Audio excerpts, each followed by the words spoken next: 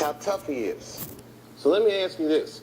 What is happening in Hollywood that a guy that tough will be on the street waving a gun, screaming, "They are trying to kill me"? Yeah. What's going on? Why is Dave Chappelle going to Africa? Why does Mariah Carey make a $100 million deal and take clothes off on TRL? A weak person cannot get to sit here and talk to you. Ain't no weak people talking to you. So what is happening in Hollywood? Nobody knows.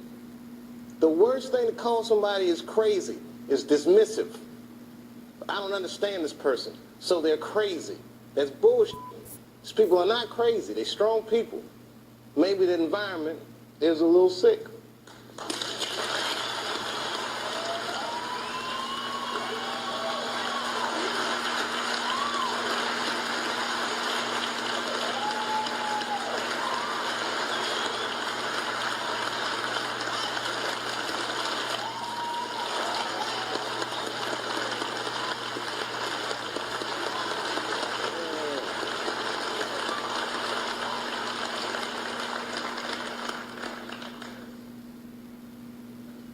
What did you mean, Dave, when you described your father's death in 1998 as the beginning of a terrible decline?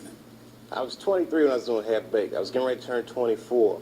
And I was going through all the things that a dude goes through when he goes from one level to the next. I was starring in a movie that I wrote.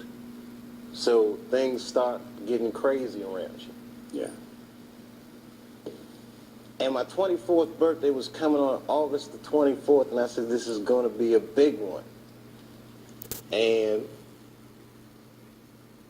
the morning that I turned 24, phone rang, and my sister was like, Dad had a stroke. For the next year, I watched my father teeter on life and death. And it was just all this stuff, man. Like Dad was dying, the Half Baked didn't come out the way I wanted it to come out. I was real upset about that. Because it was a real cool script, and then I saw it, I was like, hey man, you made a weed movie for kids. And it wasn't for kids, a script, you know. It was all these things, so much pressure. Africa. Then I was in Ohio. I get a call on my cell phone from Hollywood. I'm like, hello, Hollywood. They're like, hello, Dave. They're like, that pilot you did for Fox, looks like they want to pick it up. We need you to come out because they want to meet with you. And I was like, well, listen, I can't really come out right now. Got a real bad situation at home. Can we talk about this on the phone? No, they would rather meet with you in person. But you know, like the whore that they turned us into, I jumped on that plane and left my father's bedside, which I regret to this day. And I went out and I sat with these people in this room. And if you can imagine a large circle of people, and I was 12 o'clock, the black dude. Yeah, Dave, we really liked the show, but the pilot episode was about me getting booed off stage at the Apollo. They go, you know, but what are we going to do about it? I mean, there's not really any white people in it. I said, well, it's about the Apollo. It's not really white. Well, you know, we were thinking about the girl on the show. We didn't think she was that funny, not that good looking. I think we should recast her, maybe. And they started using terms like universal appeal. Basically saying they want me to recast a girl with a white woman. I said, yeah, I don't think I can do this, and I quit. On the cover of Variety, Chappelle pulls the race card. The race card. And I get calls from Newsweek, 60 Minutes. Everybody, we want your story. Now I'm scared to death. I'm like Rosa Parks or something. I'm like, I'm not ready for this. I was just venting a little bit. And then, a few months later, Dad dies. And that's hard for a young dude in his life. That's a real tough loss. I was there when he died. And he went from being my father to what are we going to do with the body? Within moments, it was over. And I'm going through all this stuff, and this is the guy I would usually talk to, right? Dad. And I got to figure this out for myself. I want to figure this out for myself. You know, I was beat down. I wasn't living right. You know what I mean? Like, the weed thing was just, bad habit at this point, and you know what I mean, all these, you know, chicken head girls you mess with when it comes with the territory. I'm just being real, just being real. Just wasn't living right, man. I didn't feel good, and the stand-up stuff was just some angry stuff. It was just like I was kind of bottoming out. But when my dad died, because I've been commuting back and forth to Ohio so much, that's when I bought the farm, which I called Hollywood Farm. Did you stay in Yellow Springs for a while? I live there to this day. I live there to this day. I'm raising my kids there. Look, man, at that point in your life, it's something so real in contrast to what Hollywood is, a very powerful illusion. And when your dad died, it kind of just broke the spell, like, oh, this is bullshit. Look, I've been spending so much time doing this. What about my family? What about my friends? Wait, whatever happened to my friends? Damn, I don't even have any friends. Ugh. So I bounced, man. New Year's Eve, 1999, I moved into that farm, and that was it. As far as I was concerned, I was done. When you look in the mirror now, and the image that looks back at you, are there days when you say, well, I kind of like this, or I like No, today? Or, I'm never I think I'm pleased pretty with cute today. No, I'm pretty cute today. No, I try not to look in the mirror. I really do, because I'm never happy with what I see. So I go on with my work and get it done. I have to ask you this. So many mothers in my audience have said to please ask you this question. Yeah. Why do you always grab your crotch? Why do I grab my crotch? Yeah, why? We think you got a thing with your crotch going on. I think here. it happens subliminally. Mhm. When I dance, if you're a dancer, you know, you're just interpreting the sounds and the accompaniment of the music. If there's a driving bass, you become the bass. If there's a cello, if there's a string, you become that. So you become the emotion of what that sound is. Okay? So if I'm doing a move and I go bam and I grab myself, it's the music that compels me to do it. It's not saying I'm getting ready to grab down there and it's not a great place. You don't think about it. It just happens. Sometimes I'll look back at the footage and I'll go, did I do that? Yeah. So I'm slave to the rhythm. Yeah. Okay? I think your alarm's going off in the house. I don't know why. But we're going to fix it in a minute. We're in live television. So we're going to go to break. These things happen. We'll be right back. What has this done to your career? What has it done to my What has career? it done to your career? In what way? How has it impacted my album, touring, record album's sales? #1 all over the world. All over the world. America's the only one because I don't want to say too much. But it's not #1 in the United It's States. conspiracy, yeah. I don't want to say too much. I'm done. I don't want to say much because I'm hurting. I'm really hurting. Where were you, Latoya, when you heard the sad news?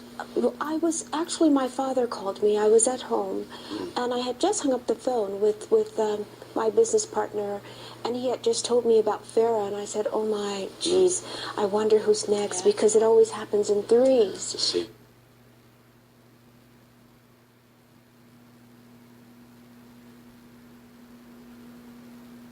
People controlled him. They controlled him. They did what they wanted, and it was very difficult for him to say no, no, no. You must have seen this happening. Was there anything that you could do or say to Michael to change that situation? It's very, very difficult because in situations such as that one, we've tried so many times to intervene. And it's not always that easy because they keep everybody at bay. They keep everyone away, actually. Everyone. How did they do that? By controlling. And I know because I have been in a controlling and abusive relationship, but by controlling him, controlling his thoughts, control what he does, not letting giving orders, not letting anyone through the gates, not letting anyone near security, things of that nature. And this way they have him and they control whatever he does. The phones, no phones in the house. You suspect foul play. Do you think it's murder? Absolutely. Absolutely. I said it in the beginning, and I believe it to this day. You must remember, Michael told me repeatedly that they were going to kill him, that he was going to die. And who did it? It created so much joy for the world. And the system, meaning the record companies, totally took advantage of it. But this is very important, what we're fighting for. Because I'm tired, I'm really, really tired of the manipulation. I'm tired of how the press is manipulating everything that's been happening in this situation. They do not tell the truth. They're liars.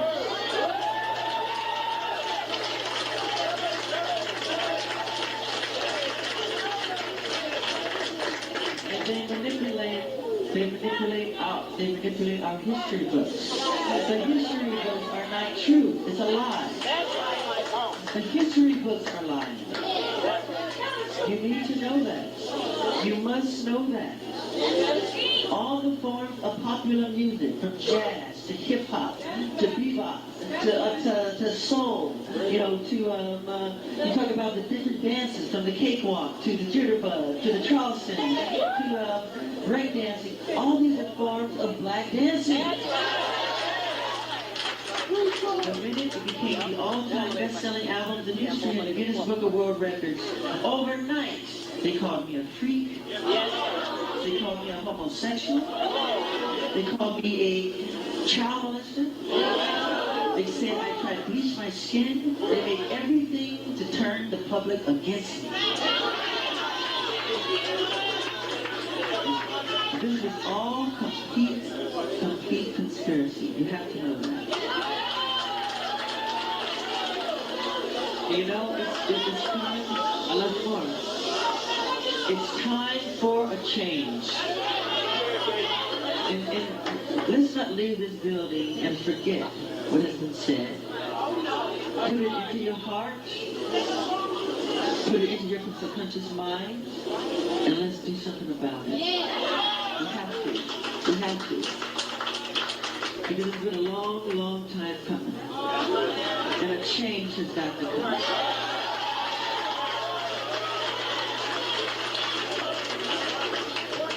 So let's hold our torches high and get the respect that we deserve.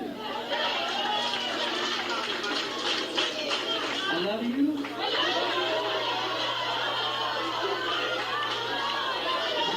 I love you.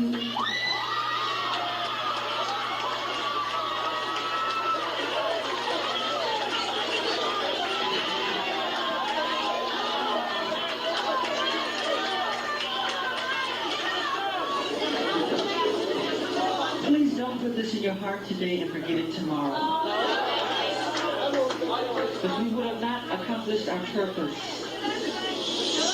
We will have not accomplished our purpose if that happens.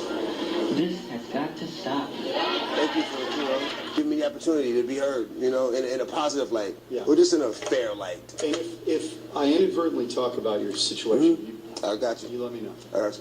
All right, I first came to Arizona, man, and I remember one day coming from the studio at 6 o'clock in the morning and pulling over on the highway. We like 4 cars, just to watch the sunrise. And it was at that point that I fell in love with Arizona. I said, you know what, this has to be God's country.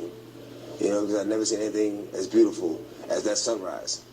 Then I met the devil. Nonstop News at 10 continues. Big Brother is watching. There's a nationwide push to start tracking where children are during school hours. They would basically be microchipped, kind of like a pet. ABC4 News wanted to know what parents in Utah think about the possible tracking system. The night team's Kimberly Nelson joins us now live in Salt Lake City. Kimberly, what are they saying? Well, they're not excited about it, and here's the deal. Students who play hooky cost school districts money. So to coop some of that money, they're taking those drastic steps, as you just mentioned. But parents we spoke with are outraged about what this could mean for our future. You may use it to get into secured buildings. And it's already embedded into most of your credit cards, being scanned every time you swipe. The technology is known as Radio Frequency Identification System, and it's soon going to be used at some schools across the country to track students' whereabouts. Excuse me? They want to microchip my children?